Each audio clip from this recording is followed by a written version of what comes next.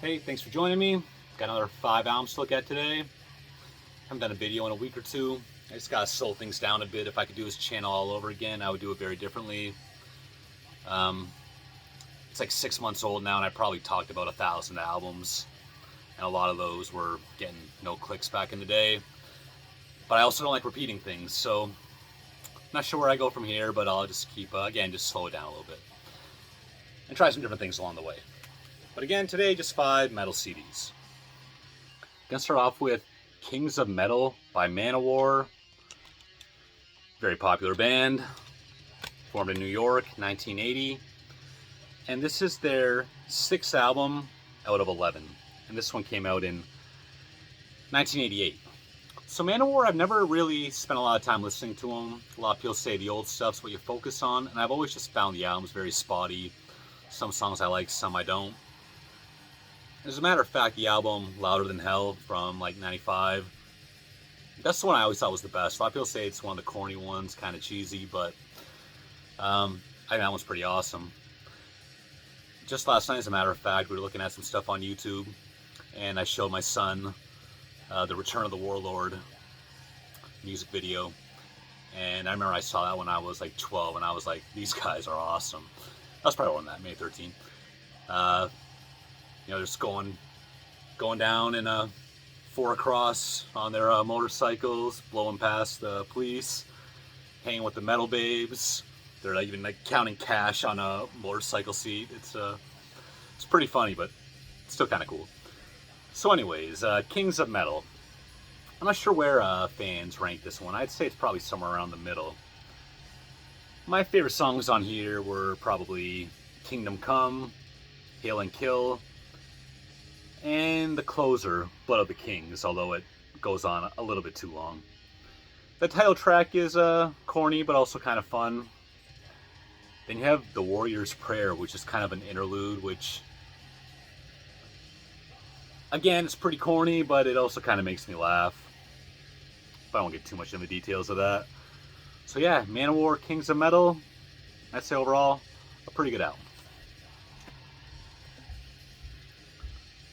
Hayano Daisuke.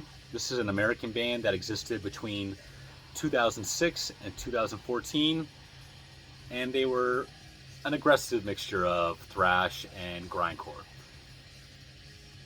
And this is featuring John Chang from Discordance Axis and some other luminaries of the New Jersey metal and grind scene.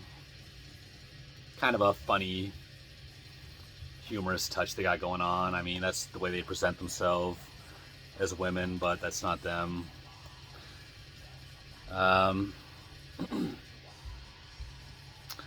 4 songs, pretty short. You know, I don't think this is even 20 minutes, but I dig it. And this came out in 2008 on Hydra Head, and I thought this was a one and done band, but it turns out they put out a compilation and one other EP a little bit later.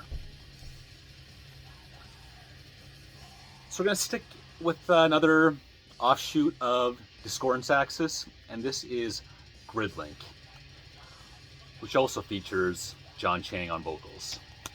So the same vocalist from Discordance Axis was also a member of these 2 bands. And Gridlink is still around to this day, from what I gather. This is their debut full-length, Amber Gray. And this is also on Hydra Head. And I think this is considered a full-length album, but I don't think this is even 20 minutes long off of the top of my head. But this is more grindcore, less thrash. But it's different from Discordance Axis. Can't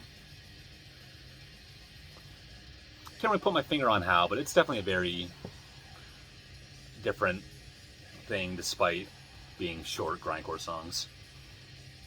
Maybe a little bit more futuristic. Their album after that was called Longhena, Longhena, I think. And that one is considered a bit more known and praised than this one. So I just added that to my Spotify playlist. I've definitely heard that before, but I'll check it out again.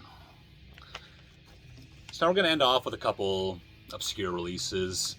They got some things in common. This is called Rexhumation Under the Serpent's Dogma. And this is an EP that came out in 2017 by this old school Italian death metal band. Nothing too original. Songs are pretty samey across the board, but it ain't bad. And that brings me to this one. This band's called Luna in Sanguinem. I guess that's French. I told myself this is probably a French or Canadian band. But it turns out that they're American and from Illinois. And I looked at actually some of the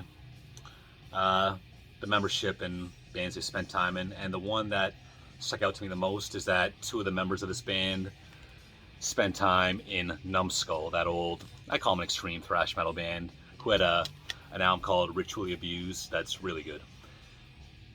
But again, I put these two together, just obscure EPs, straightforward death metal, and I looked them both up on Spotify, and they have, you know, next to no one listening to them monthly.